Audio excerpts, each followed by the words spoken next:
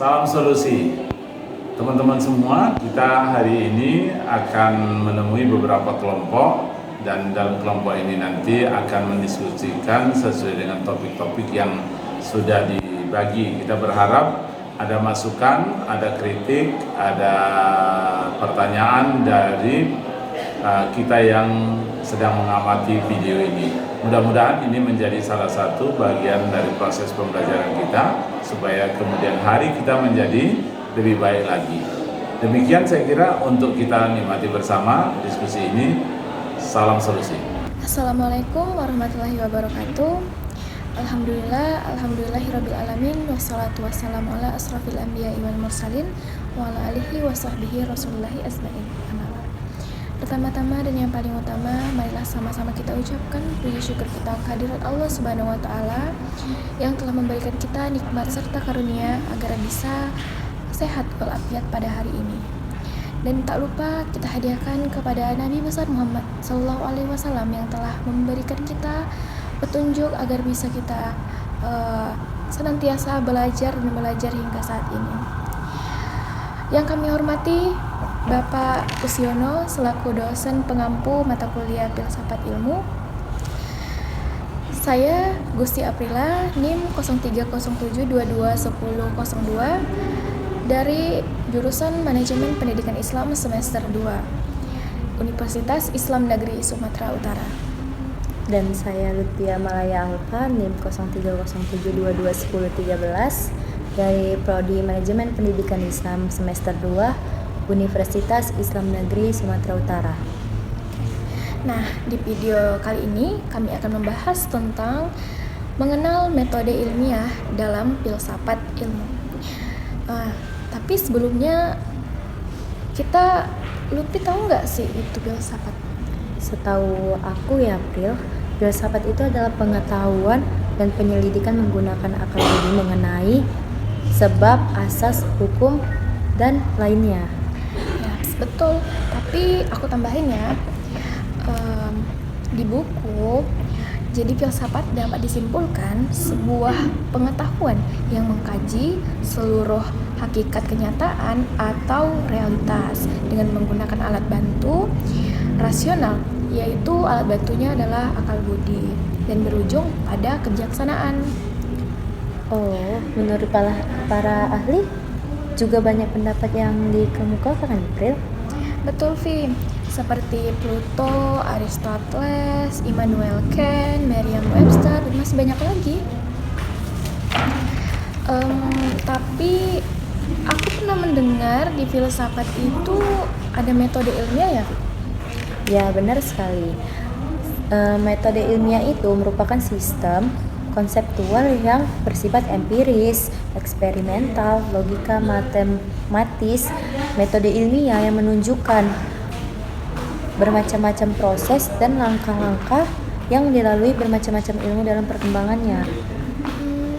Terus bagaimana cara kita agar lebih memahaminya?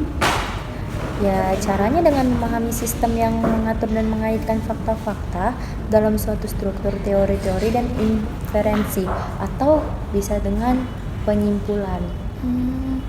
Berarti metode ilmiah itu mempunyai dasar pembenaran, sistematis, intersubjektif yang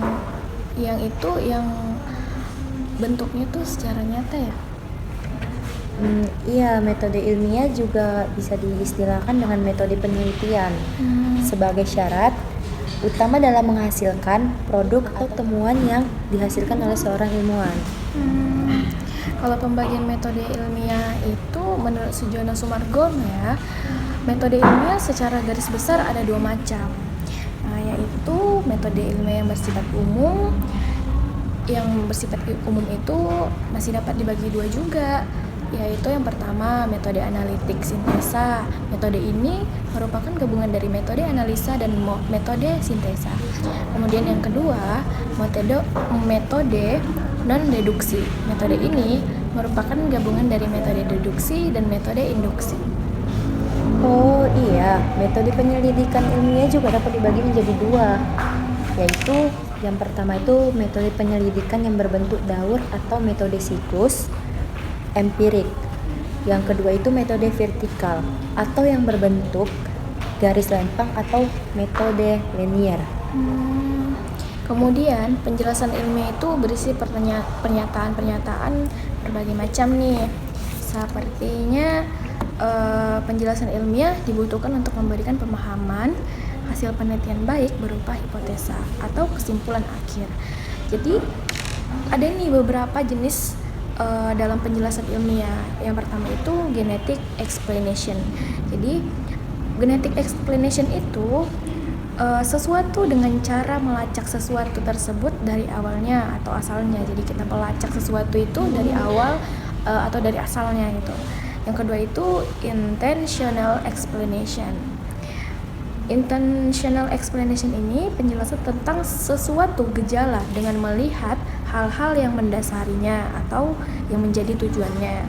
Yang ketiga, dispositional explanation. Penjelasan tentang suatu gejala dengan melihat karakteristik atau sifat dari gejala tersebut. Keempat, reasoning explanation. Explanation through reason. Penjelasan yang dihubungkan dengan alasan mengapa sesuatu itu terjadi atau sesuatu itu dilakukan. Kemudian, functional explanation. Penjelasan dengan suatu gejala dalam konteks keseluruhan dari suatu sistem atau gejala yang lebih luas. Yang selanjutnya, explanation through empirical generalization. Penjelasan yang dibuat dengan cara menyimpulkan hubungan antara sejumlah gejala. Ini yang terakhir nih, explanation through formal theory.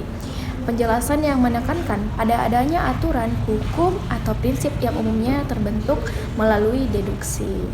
Oh, kalau langkah dalam metode ilmiah itu biar aku jelasin ya. Oke.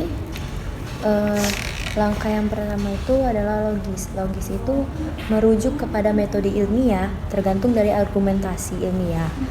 Terus yang kedua itu testability, yaitu penelitian ilmiah harus dapat menguji hipotesis dengan pengujian statistik yang menggunakan data yang dikumpulkan. Yang ketiga itu objektif. Objektif itu hasil yang diperoleh ilmuwan yang lain akan sama apabila studi yang sama dilakukan pada kondisi yang sama. Jadi sama-sama dianya. Keempat itu konseptual dan teoritis. Ilmu pengetahuan yang mengandung arti pengembangan suatu struktur konsep dan teoritis untuk menuntun dan mengarahkan upaya penelitian. Yang kelima itu empiris. Metode ilmiah pada prinsipnya berstandar pada realitas. Dan terakhir itu sistematis. Sistematis itu metode ilmiah mengandung arti suatu produser yang cermat. Selain itu juga ilmu pengetahuan selalu berkaitan dengan 6 karakteristik. Di antaranya itu problem. Problem itu bahwa suatu kegiatan haruslah bertitik tolak dari persoalan-persoalan tertentu yang menarik perhatian orang. Yang kedua itu sikap atau attitude. Ini tuh penting. Sikap ilmiah melibatkan rasa ingin tahu atau curiosity, keinginan pada kenyataan yang tertunda sampai seluruh bukti diperoleh di antara keyakinan terus-menerus berhadapan dengan rintangan yang tidak dapat begitu saja diatasi. Selanjutnya tuh metode. Metode itu persoalan yang menarik perhatian akan diselesaikan menurut cara-cara tertentu yang dapat dipertanggungjawabkan. Ya. 4 itu aktivitas. Aktivitas itu seluruh proses yang terjadi dalam menghadapi persoalan itu merupakan suatu kegiatan yang jelas terencana. Jadi kita harus merencanakannya dulu, barulah kita membuat semua persoalan Baru itu. kita tahu prosesnya. Iya. Selanjutnya itu 5, pemecahan atau solution. Ilmu pengetahuan selalu mengandung pemecahan, baik usaha atas pemecahan masalah yang dihadapi manusia maupun usaha pemecahan masalah yang muncul dalam proses ilmu pengetahuan itu bergerak. Dan terakhir itu pengaruh atau efek. Nah, ilmu pengetahuan mempunyai pengaruh terhadap kehidupan manusia. Pengaruh itu bisa baik, bisa buruk. Ilmu pengetahuan mempunyai dampak yang besar bagi manusia, yaitu masyarakat, bahkan bagi bangsa dan negara, bahkan bagi seluruh umat manusia sedunia. Nah, itu April harus kita pahami. Banyak yang kita dapat pelajari dan kita pahami agar kita mengetahui bahwa filsafat itu ilmu yang luas. Jadi aku tahu nih intisari dari metode ilmiah itu dapat disebutkan adanya gabungan penggunaan akal dan pengalaman indrawi sehingga gabungan tersebut mewarnai dalam langkah serta prosedur metode ilmiah. Ini aku tahu nih seperti yang pertama ini mengidentifikasi dan merumuskan masalah ya. Iya. Kedua menyusun kerangka pemikiran, ketiga memutuskan hipotesis, keempat menguji hipotesis dan terakhir pasti menarik kesimpulan ya Iya, apapun yang kita teliti pasti ada kesimpulan yang kita buat.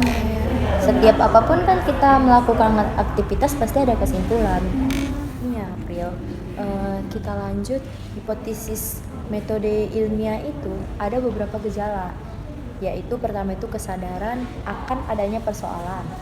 Yang kedua itu data yang relevan dan tersedia dikumpulkan. Yang ketiga itu data ditertibkan. 4 hipotesis dirumuskan atau diformulasikan. Yang kelima itu deduksi dapat ditarik dari hipotesis. Dan yang keenam itu verifikasi. Tapi ada juga kan penelitian ilmiah itu harus memenuhi beberapa kriteria ya. Seperti yang pertama itu kita harus menyatakan tujuan kita secara jelas kalau kita ingin memenuhi beberapa kriteria dalam metode penelitian atau penelitian ilmiah.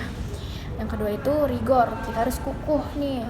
Terus menggunakan landasan teoritis dan metode pengujian data yang relevan.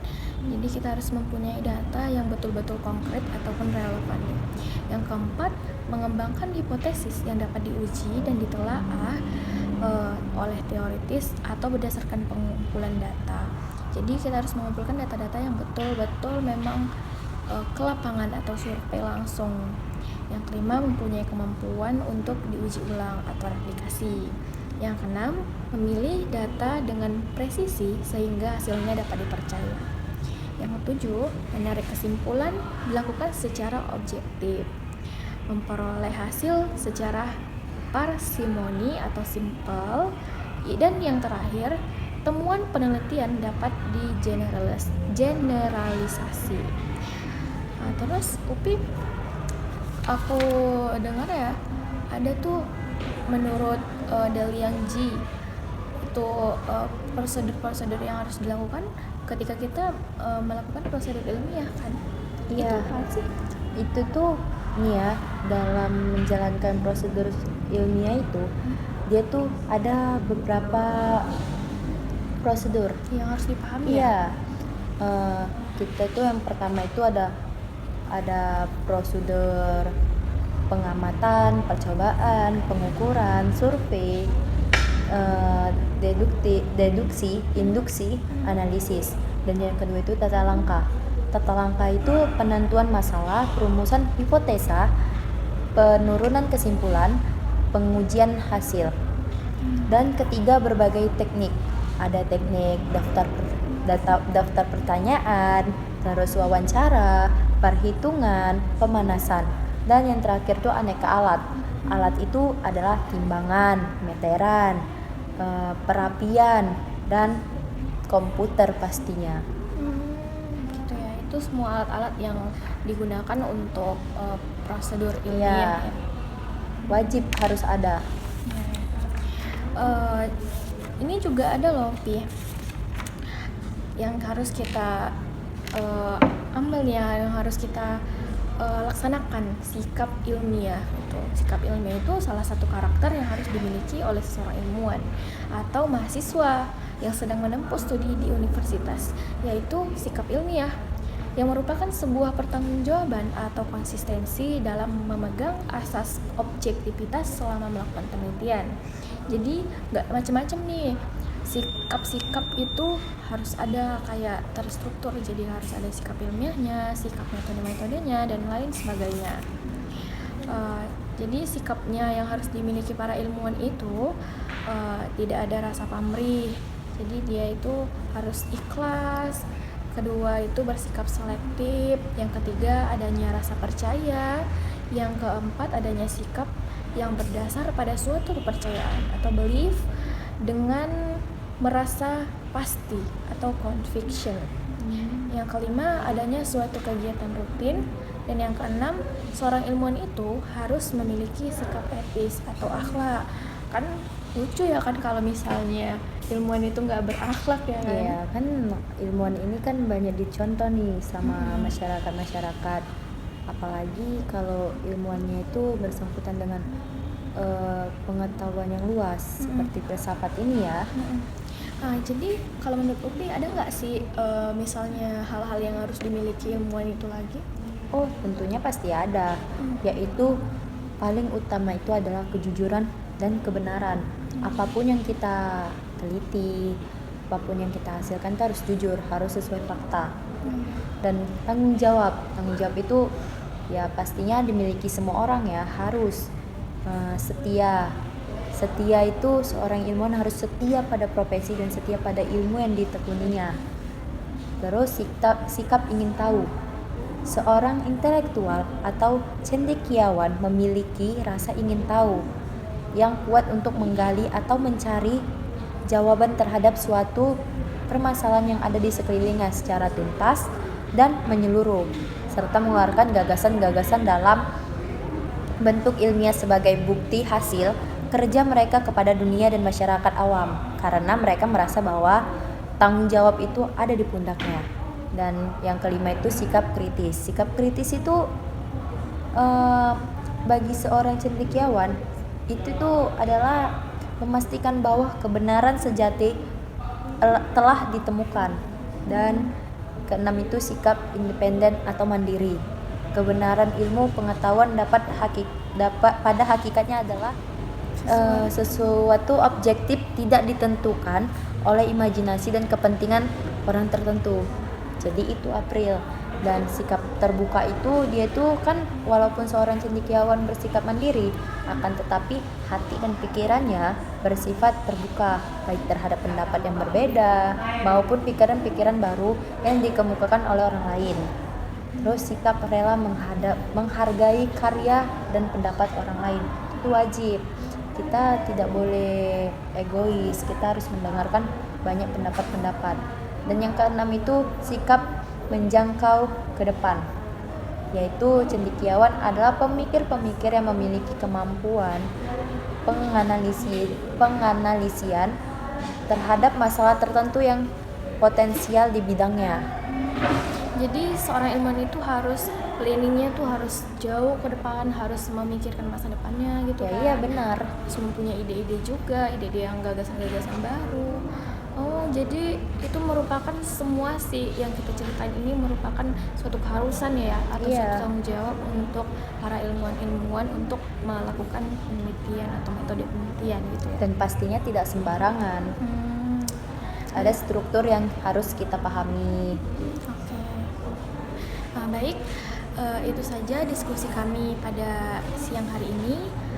Saya Gusti Aprila Pasaribu. Dan saya Lutfia Malaya Alfa. Maaf kalau banyak kata-kata yang kurang atau kata-kata yang tidak berkenan. Kami berdua undur diri. Wassalamualaikum warahmatullahi wabarakatuh.